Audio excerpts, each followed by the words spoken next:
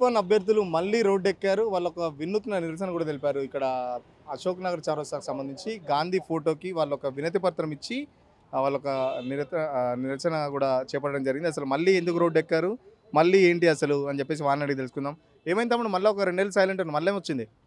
ఏం లేదన్న వాళ్ళు మేము ఎంత శాంతియుతంగా ప్రశాంతంగా కోర్టులన్నా గెలుద్దాం రోడ్డు మీద వాళ్ళకి ఎన్నిసార్లు చెప్పినా వాళ్ళకి చేయటం ముంగట ఎంత ఊదినా కానీ శంఖం ఊదినా కానీ వినపడినట్టు చేసినటువంటి ఈ దుర్మార్గులకు కోర్టులోకి వెళ్తే ఈ కోర్టులో వేసినటువంటి కేసులు ఇది ఇన్ని కేసులు అనమాట.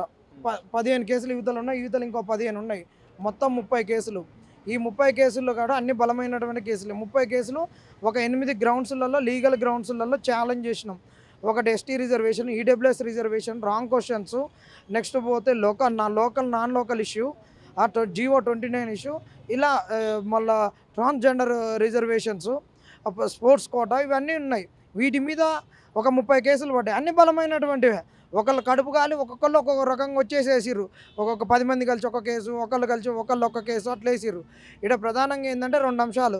ఈ ప్రభుత్వం ఇదే ప్రభుత్వం అంటే గతంలో కేసీఆర్ ప్రభుత్వం నోటిఫికేషన్ లేదని చెప్పేసి మీరు తెచ్చుకున్న ప్రభుత్వము మళ్ళీ కేసులు ఇవంతా ఎందుకు? ఉద్యోగాలు చేయొచ్చు కదా హ్యాపీగా. ఉద్యోగాలు చేసేందుకే.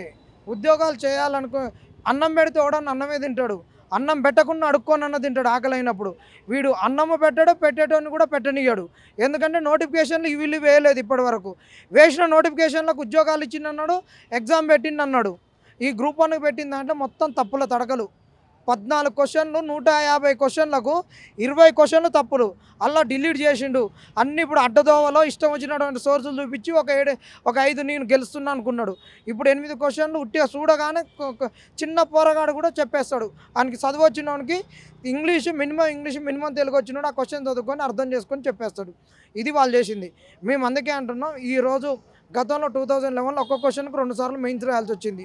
ఒక క్వశ్చన్ తప్పు ఉందని చెప్తే వినిపించుకోకుండా హైకోర్టు ఇక్కడ ఏం చెప్పిన ఈ పబ్లిక్ సర్వీస్ కమిషన్ వినిపించుకోకుండా ఎస్ఎల్పి ద్వారా సుప్రీంకోర్టు పోతే అక్కడ మట్టికాయలు వేస్తే 2వ సారి మెయిన్స్ రాసిర్రు ఇంటర్వ్యూలు అయిపోయినాక.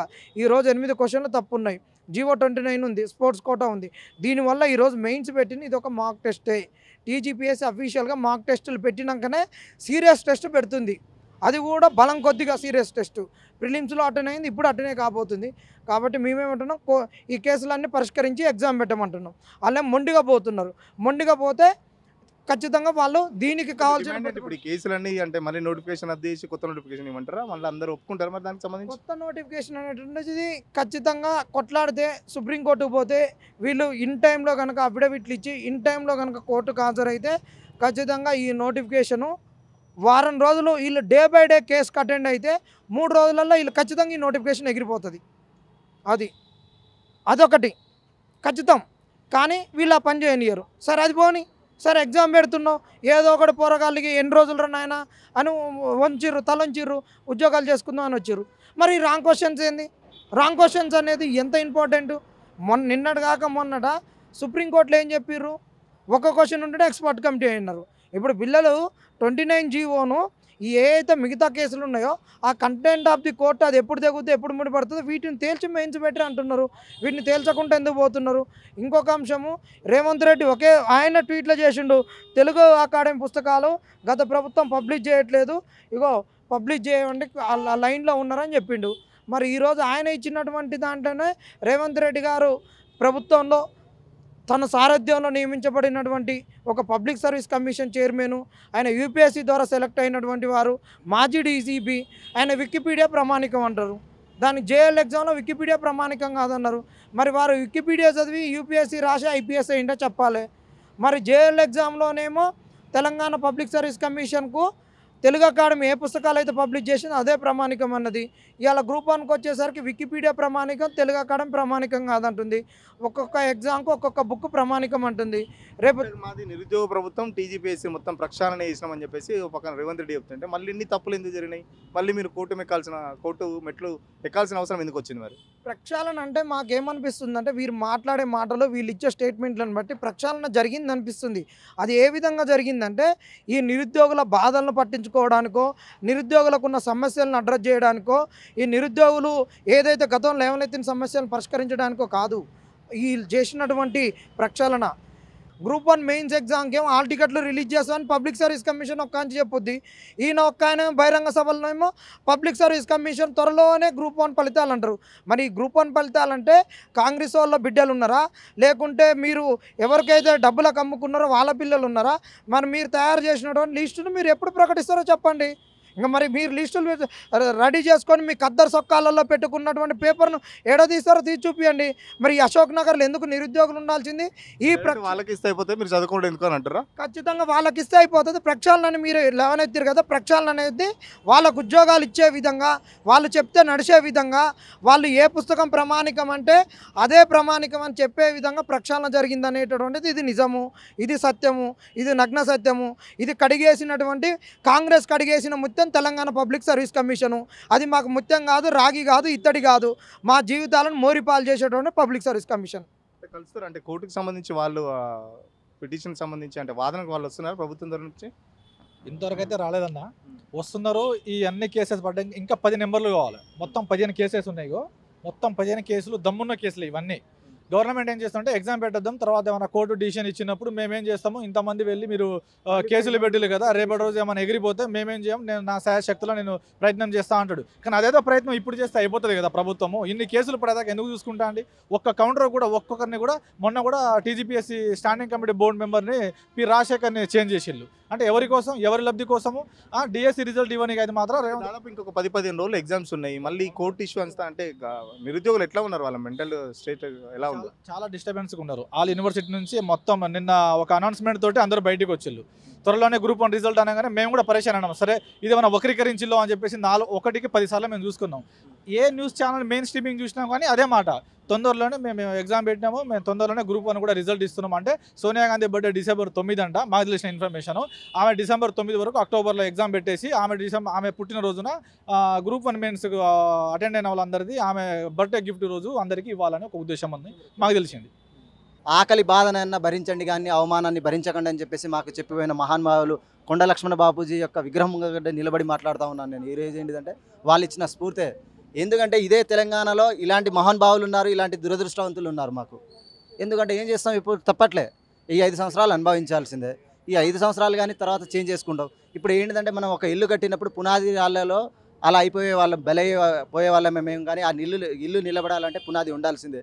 సో ఈ ఓటు బ్యాంకును మేము తిప్పికొట్టి వాళ్ళని లేకుండా, వాళ్ళకి భవిష్యత్తు లేకుండా చేసి పడేస్తాం. అది వేరే లెక్క అనుకో.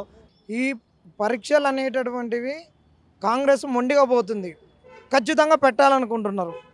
ఈ కాంగ్రెస్లో ఎప్పుడైనా ఒకళ్ళు ఆత్మ పరమాత్మ అన్నట్టు, ఒకరిది దేహము ఒకరిది ఆత్మ అన్నట్టు ఉంటారు. రాజశేఖర్ రెడ్డి గారికి కేవీపీ ఉన్నారు, ఆయన శరీరం అయితే ఈయన ఆత్మ. ఈరోజు రేవంత్ రెడ్డి గారు దేహం అయితే ఆయన ఆత్మ వేం నరేందర్ రెడ్డి గారు రేవంత్ రెడ్డి దగ్గర ఉన్నటువంటి 4 డిపార్ట్మెంట్లను ఈయనే చూస్తున్నాడు. మరి వేం నరేందర్ రెడ్డి దగ్గరికి పోతే ఏదైతే అది అవుతుంది, పోనీ ఎగ్జామ్ పెట్టని, ముందైతే పెట్టని, ఏదైతే చూసుకుందాం. వీళ్ళది ఏంది, ఫస్ట్ మేము ఎగ్జామ్ పెట్టినాం అయిపోయింది చేతులు దులుపుకుందాం అనేదే. ఎందుకంటే గ్రూప్ 1 ప్రిలిమ్స్ అయిపోగానే ఇక మెయిన్స్ ఎగ్జామ్ అయిపోయింది, అపాయింట్మెంట్ ఆర్డర్స్ ఇచ్చినాం అన్నట్టు ఎగేసుకొని మాట్లాడిర్రు అందరూ. మరి వీళ్ళకి ఎట్లుందంటే ఇక గ్రూప్ 1 పెట్టగానే ఇది ఈ తెలంగాణను మొత్తాన్ని ఉద్ధరించినట్టు ఫీల్ అవుతారు.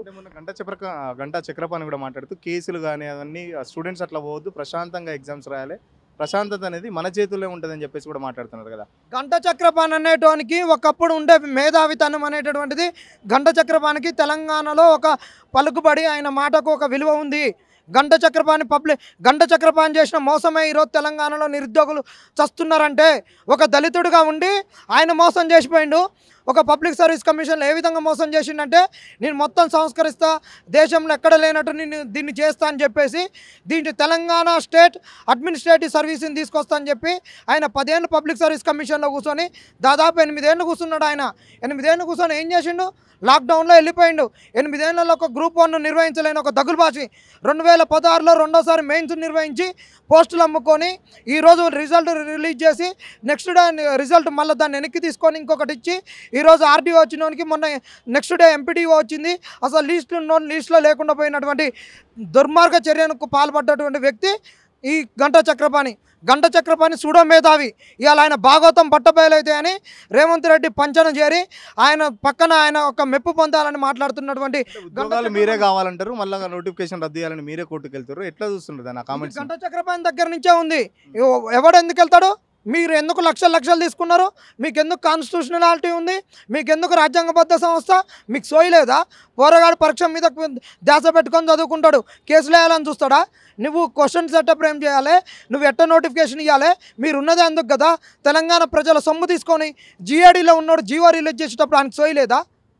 పబ్లిక్ సర్వీస్ కమిషన్ కూడా జీవో తీసుకొని ఎగ్జామ్ పెట్టేటప్పుడు గతంలో ఏ కేసులు ఉన్నాయో ఇప్పుడు ఏ కేసులు వస్తాయని సోయి లేకుంటుంటారా? వాళ్ళు సోయిలేని పని చేసి పోరగాళ్ళు కేసులు వేస్తే వీళ్ళకి పని లేకుండా వేరే ప్రతిపక్షాలు వీళ్ళు ఎమ్మటుంటాయి, వాడుంటాడు వీడుంటాడు. గత 10 సంవత్సరాల సంది కేసులు వేస్తున్నారు అన్నకి స్వర్గం లేకుంటున్నారా? మేము పబ్లిక్ సర్వీస్ కమిషన్ను తీర్చిదిద్దును అని చెప్పిన వాళ్ళకి వీళ్ళకి సోయి లేదా? ఇదే నికోలస్ కూడా ఒక ఎస్సీ కదా. ఆయన 8 ఏళ్ళు ఇవ్వకుండా పోయి తర్వాత లాక్డౌన్ వస్తే 10 ఏళ్ళు అట్ట నాశనం అయింది. వచ్చిన నోటిఫికేషను లీక్ అయ్యి అట్టపోయింది. నువ్వే కదా ఇలా ఉన్నది. రేవంత్ కానీ ప్లస్ అభ్యర్థులకు ఏం చెప్పబోతున్నారు? ఒక్కటే చెప్తున్నాం, ఈ కాంగ్రెస్ వాళ్ళకు మీరు చేసేది పెద్ద తప్పు. మేము ఎట్టి పరిస్థితుల్లో ఎగ్జామ్ పెడతామని పోతున్నారు. మీకు ఈ అశోక్ నగర్ నుంచి మా రక్త మాంసాల మీద ఉద్యోగాలు సంపాదించిన బల్మూర్ వెంకట రియాజ్ కూడా ఇక్కడ ఆయన దగ్గర కొంతమంది పోయి అడిగితే రేవంత్ రెడ్డి గారు ఎట్టి పరిస్థితుల్లో ఎగ్జామ్ పెట్టాలనుకుంటున్నాడు, కాంగ్రెస్ పార్టీ ఖచ్చితంగా మెయిన్స్ పెట్టాలనుకుంటుంది, మీరు పోయి చదువుకోరి మేమేం చేయలేము అని చేతులు దులుపుకుంటున్నటువంటి వాళ్ళు మరి ఎందుకు మీరు ఆ పదవులు తీసుకున్నది? మరి ఆ రోజు ఏం చేయాలని దద్దమ్మలు అనుకుంటే మరి కాంగ్రెస్ పార్టీకి ఓటేయమని ఎందుకు చెప్పారు? కాంగ్రెస్ వస్తే మేము ఏం చెప్తే అది నడుస్తుంది. కనీసం ఈ కలవకుంటోళ్ళు అసెంబ్లీకి రానియట్లేరు, సెక్రటరేట్కి రానియట్లేరు, ఇంటికి రానియట్లేరు అని చెప్పిన వాళ్ళు మేము కాంగ్రెస్ వస్తే మేము లేస్తే వాళ్ళ ఇంట్లో ఉంటాం, వాళ్ళ నట్టి ఇంట్లో ఉంటాం, మీరు చెప్పింది తీసుకొని పోయి చెప్తామన్నా వీళ్ళిద్దరు ఈ దగులు భాషలు ఎటుపోయారు? ఖచ్చితంగా ఇది నిరుద్యోగులను మోసం చేస్తుంది. వీళ్ళు ఖచ్చితంగా ఉద్యోగాలు ఇవ్వదలుచుకోలేదు. లీగల్ ఫైట్ చేస్తున్నారు. భవిష్యత్తులో ఇంకా ఎలాంటి ఉద్యమాలు చేపట్టాలనుకుంటున్నారు? మరి ఖచ్చితంగా మమ్మల్ని అలాంటి ఉద్యోగాలకు వెళ్ళొద్దని, కింది వర్గాలను అంచాలని ఈ కేసులతోటి వీటన్నిటిని ఉండేటట్టు కేసులు వేయించే గతంలో వేయించింది వీళ్ళే కదా. కేసులు ఇలాంటి లూపాల్స్ ఉన్నాయని నేర్పింది వాళ్ళే కదా. ఆ లూపాల్స్తో నోటిఫికేషన్ ఇచ్చినప్పుడు ఛాలెంజ్ చేస్తాం కదా. బెస్ట్ ఎగ్జాంపుల్ ఈయన గ్రూప్ 4 బల్మూర్ వెంకట గ్రూప్ 4 మంచిది కాదు కేసులు ఏమన్నాడు, రద్దు కావాలన్నాడు, కేసులు వేసినాం. CDPOని కేసులు ఏమన్నాడు, కాంగ్రెస్ రాను విత్డ్రా చేసుకున్నాడు కేసులు. మరి ఇప్పుడు మంచిగా అయినాయా? అన్నీ నేర్పించింది వాళ్ళే. అదే లూపుల్స్తో ఇచ్చిర్రు. మరి ఎందుకు మేము ప్రశ్నించొద్దు? ప్రశ్నిస్తే ఇప్పుడు తప్ప?